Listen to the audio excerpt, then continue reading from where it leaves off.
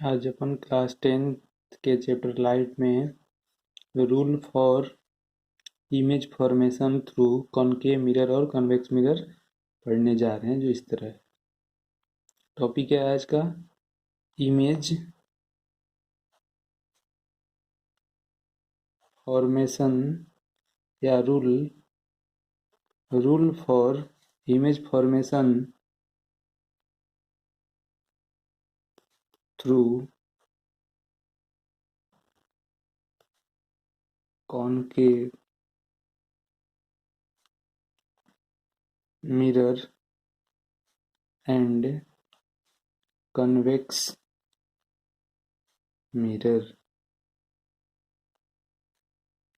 First rule क्या है इसका? अगर कोई लाइट, ये कौन सा मिरर है? Concave mirror. इस लाइन को क्या बोलते हैं? Principal axis. यहाँ पर ये क्या है? इसका फोकस है, इधर सेंटर ऑफ कर्वेचर है। सेकंड, इधर ये कौन सा मिरर है? Convex mirror. कॉनकेव मिरर, ये क्या है? Convex mirror. इसमें भी इधर पी एफ, ये क्या है? सी। फर्स्ट रूल क्या है? अगर कोई light ray parallel to the principal axis incident कर रही है तो रिफ्लेक्ट होने के बाद, यानी after reflection it passes through F से होकर पास करती है।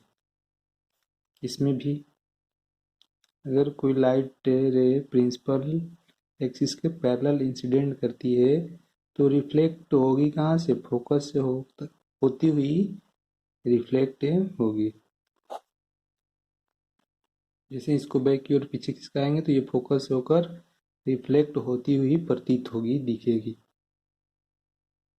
सेकेंड रूल,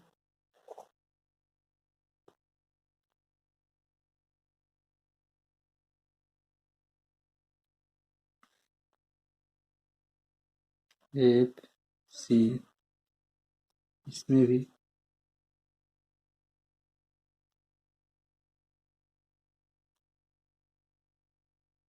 फिर इसका एफ सी। अगर कोई लाइट रे फोकस से होकर इंसिडेंट कर रही है तो रिफ्लेक्ट होने के बाद पैरेलल हो जाती है, parallel to the principal axis. इसमें भी अगर कोई फोकस से आती हुई प्रतीत आपको हो रही है तो ये रिफ्लेक्ट होने के बाद पैरेलल हो जाती है। किसके पैरेलल? इस लाइन के पैरेलल हो जाती है। ये लाइन कौन सी है? प्रिंसिपल एक्सिस, यानी रिफ्लेक्ट होने के बाद पैरेलल चली जाएगी। किसके पैरेलल? प्रिंसिपल एक्सिस के। थर्ड रूल,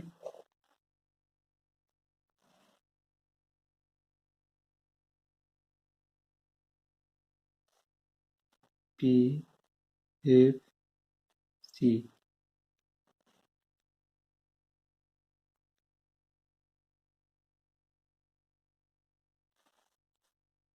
पी एफ सी।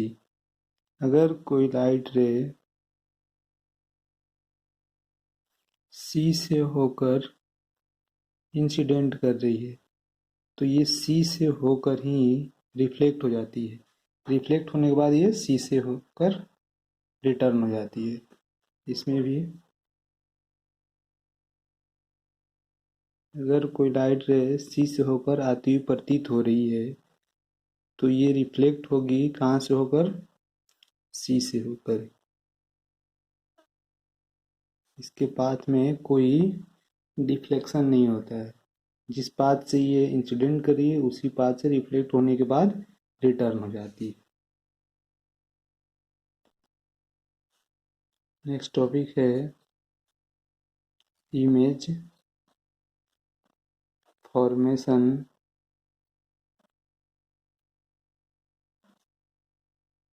image formation through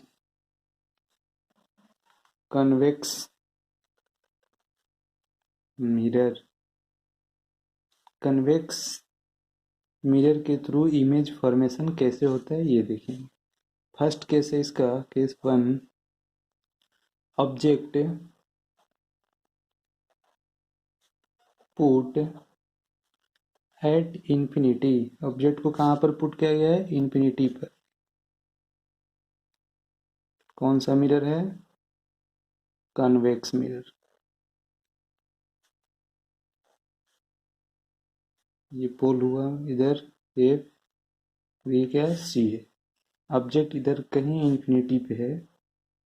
first rule क्या है? Parallel to the principal axis reflect होने के बाद ये कहाँ से आपको दिखेगी? फोकस से। फोकस से होकर ये रिफ्लेक्ट हो जाती है।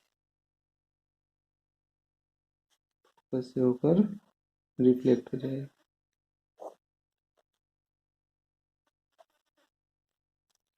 जैसे इसको पीछे की ओर खिसकाएंगे तो ये फोकस पर मेट करती हुई दिखेगी आपको। तो जहाँ पर दो या दो से ज़्यादा लाइट रे एक पॉइंट पर मीट करती है, उसी पॉइंट पर उसका इमेज फॉर्मेशन होता है। तो इस जब इन्फिनिटी पे ऑब्जेक्ट रहता है तो उसका इमेज कहाँ पर बनता है? फोकस पर। यानी पोजीशन ऑफ इमेज कहाँ पर होगा? Eight F. एफ क्या है? फोकस पर। इसका नेचर क्या होगा? नेचर ये dot dot dot dot line से दिखाया गया। तो डॉट डॉट लाइन किसमें? वर्चुअल होता है। Virtual and erect. वर्चुअल और erect. Second case,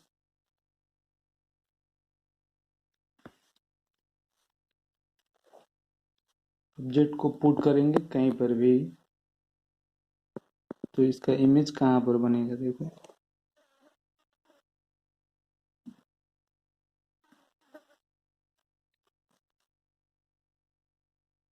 F C इधर, यानी इस मिरर के सामने प्रिंसिपल एक्सिस पर कहीं पर भी ऑब्जेक्ट को अपन रखेंगे तो इसका इमेज कहाँ पर बनेगा? रे डायग्राम से देखेंगे। फर्स्ट रूल क्या है? Parallel to the principal axis. ये फोकस से होकर रिफ्लेक्ट होती हुई प्रतीत होगी आपको। सेकेंड रूल क्या है? सी से। सी से ले जाओ। जो लाइट है सी से होकर इंसिडेंट करती है तो सी से होकर ही रिफ्लेक्ट हो जाती है। जहाँ पर दो या दो से ज़्यादा लाइट रे मीट करती है वहीं पर उसका इमेज बनता है। तो इमेज ये क्या था आपका? ऑब्जेक्ट था। ऑब्जेक्ट, तो ये क्या बना? इमेज इसका। यानी इस मिरर के इधर कहीं पर भी जब ऑब्जेक्ट को पुट करेंगे तो इसका इमेज कहाँ पर बनेगा? पी और एफ के बीच में बनेगा। इसका पोजीशन लिख लो।